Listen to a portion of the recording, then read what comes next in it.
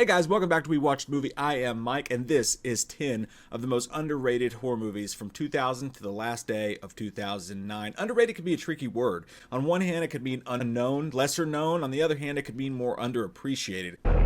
Number 1, Case 39. This is a movie that, it's shocking to me when a movie starring Bradley, tell me something, girl, Cooper is underrated and unknown, and Renee Zellweger and Ian McShane as well. This is a movie that's about a social worker protecting a little girl from what she believes to be our abusive parents, but there's something else going on beneath it.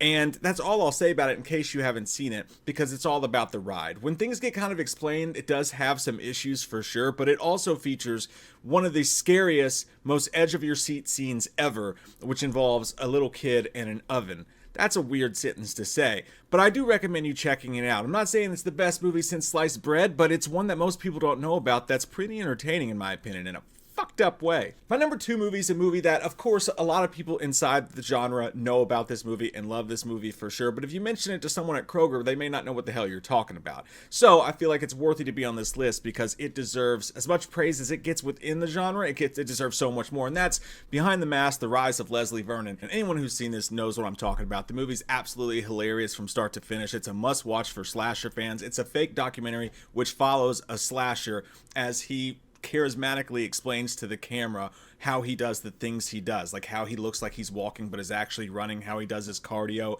It's a wild story. It actually has Robert Englund in the film as well, along with Nathan Basil, who's a fucking star in this movie. We had him on the show. He told us a story about doing mushrooms in Germany, I believe. It was wild. You should watch that. I'll put the interview at the end of this video if you want to see it. But no, not just because of that. I absolutely love this movie. Still waiting on a sequel to Behind the Mask: The Rise of Leslie Vernon. If you haven't seen it, it is an absolute must-watch immediately.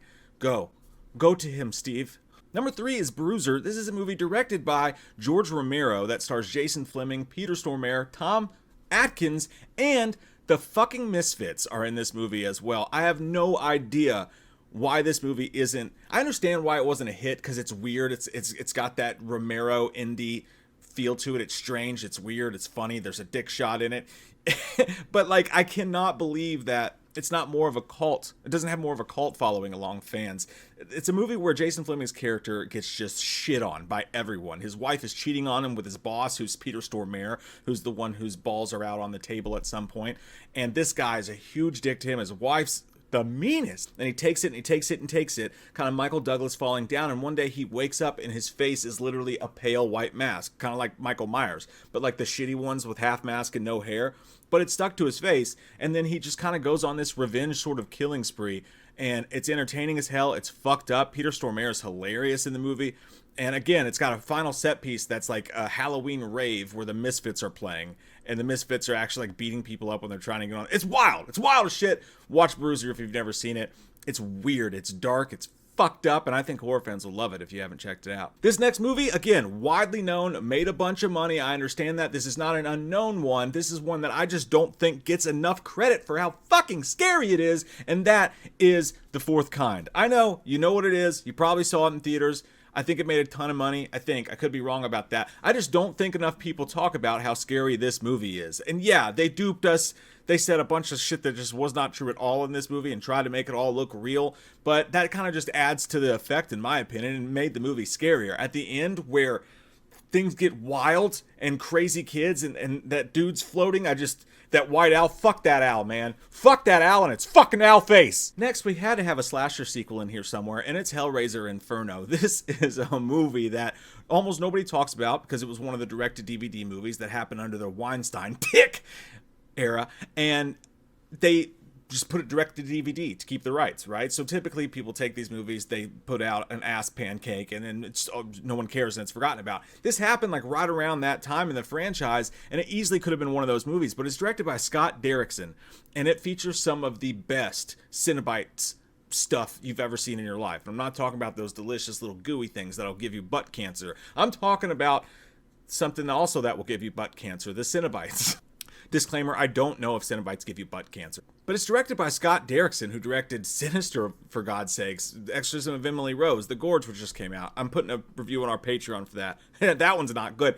But no, this is a really good movie. And it features the twins, the licking twins, getting all up inside of his fixins. And then you got the crawler guy dude. I can't remember his name off the top of my head, but the dude with no legs crawling around the floor, that's scary as hell. But it's a cool serial killer story where Pinhead barely shows up, but when he does, everything is just exposed. And it's a cool ass Hellraiser film, man, and one that people usually just disregard, but it's right up there with some of the better entries in the franchise. Next up, another movie that people in horror genres will high-five each other and be like, fuck yeah, dude, Frailty. I know a lot of people already know, and it's been talked about a bunch, but not enough. Never, ever, ever enough. Frailty should be way bigger than it is, even though it's beloved by so many. It's a fantastic film. Matthew McConaughey, Bill Paxton. Bill Paxton directed this. I did an interview with the producer of the film, who was super cool. It's on our podcast, and it's also in a Bloody Disgusting article where he told me all the ins and outs of what it was like working with Bill Paxton, how he came up with the idea,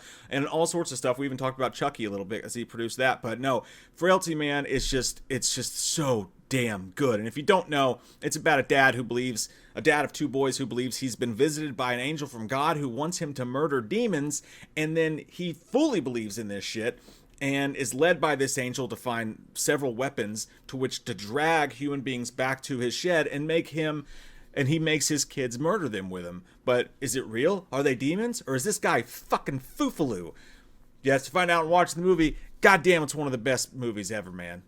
They say you're a demon, but I don't believe them. Next up, this was a movie that did get a wide release. A lot of you have heard of it, but not enough people talk about how fucking good it is. I think it's because that Ashton Kutcher's in it, and people didn't want to give it any respect. But my next movie is The Butterfly Effect. I think it's one of the most underrated movies of our time. Really dark. I mean, it goes places that you don't expect it to go. Ashton Kutcher's actually not bad in the movie by any means, but I think that's the thing that people just kind of went, oh, it's like Jim Carrey in The Number 23. Look, he grew a beard and all of a sudden is emo. No, it's a really, really good movie. And if you like time travel, it's like the fucked up dark side of time travel. I recommend this movie all the time. Don't let people talk you out of it. It's not perfect, but it's fucking good. And you have to watch the alternate cut as well, because that shit gets even darker. Next up, a movie called May. I did a video about this a while back, going to a deep dive of it, but Angela Bettis is so good in this movie, and it's about this really lonely, super awkward girl who's just really fucked up, but she seems so sweet on the surface, but she's just obsessed with finding a mate, finding someone to love, finding a friend, finding fucking anything. And as her psyche breaks, so does this doll that her fucked up mom gave her when she was a kid. The glass case breaks, and eventually she goes cuckoo banana, starts cutting people up and stitching together her own lover. It's a really cool movie. It's fucked up, and it's got this crazy, awesome 90s feel to it. Jeremy Sisto's even in the fucking thing, so it doesn't get more 90s than Jeremy Sisto. Rolling with the homies. Next up, a movie that I probably wouldn't have included on this list a week ago, but I did a Patreon commentary poll, and almost no one voted for this movie, and I'm starting to think, have people forgotten about how cool Wreck is? This is a foreign film. It's a found footage film, and it's one of the scariest films I have ever seen in my entire life. It's got like a 7-movie franchise. So again, I understand if you're like, you can't call that underrated. But I still feel like it is. Like I feel like this movie does not get the credit and love that it deserves for being one of the scariest films ever, in my personal opinion. Don't watch any clips from it. Go in blind if you haven't seen it before. But there's a couple jump scares in this thing that are the greatest jump scares in found footage history. I mean, literally almost peed my pants a couple times. So good.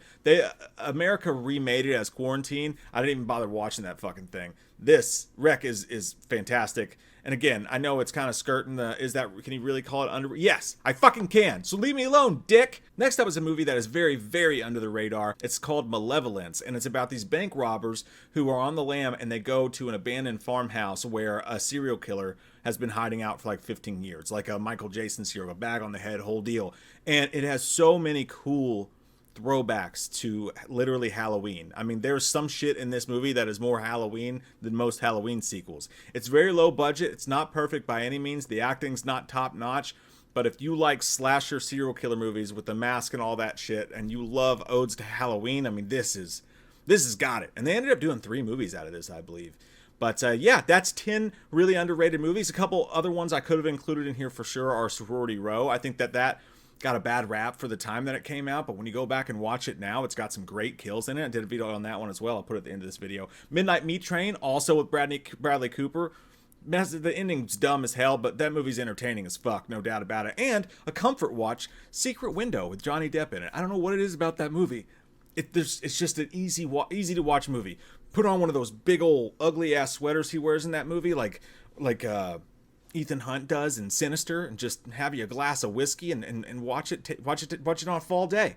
Watch it on a fall. It sounds like a great plan to me. I want to do it right now. I want to do you right now. What am I saying? Hey, if you like videos like this, make sure you click the subscribe button, all that shit. If you like hoodies, check out the merch down below. Got coffee cups, stew lives, all sorts of cool stuff on there in the merch link in the description box. What did I miss? What do you guys think are the most underrated movies of the 2000s? I love your all's fucking faces, and we shall talk soon.